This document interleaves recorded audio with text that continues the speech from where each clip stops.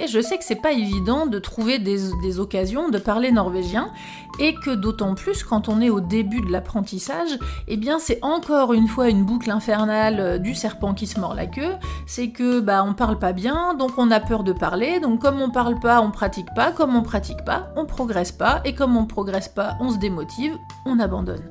C'est le schéma classique de l'abandon d'apprentissage du norvégien. C'est pour ça que je vous disais, les conseils que je disais avant, c'était évidemment pas de ne pas parler, c'est juste de ne pas se focaliser là-dessus et d'admettre que dans l'apprentissage d'une langue, il y a des étapes, il y a une progression, et que évidemment que vous n'allez pas parler comme ça d'un coup, qu'il faut apprendre du vocabulaire, qu'il faut apprendre un petit peu de syntaxe, un petit peu de conjugaison, parce que même si vous parlez au présent, eh bien, tout comme en français, eh bien, en norvégien, le présent, ça se conjugue, donc voilà, il faut apprendre plein de choses, les substantifs se conjuguent aussi en norvégien, entre la formule définie et indéfinie en fonction du genre, du substantif, etc. Donc tout ça, si vous ne l'apprenez pas, vous allez certes parler dans le sens où vous allez émettre des sons, mais vous allez être incompréhensible parce qu'il y aura tellement de fautes dans vos phrases que les gens ne vont pas vous comprendre, du coup vous allez être démotivé, vous allez vous dire bah oui mais j'essaye de parler aux gens, je dis des trucs mais personne ne me comprend.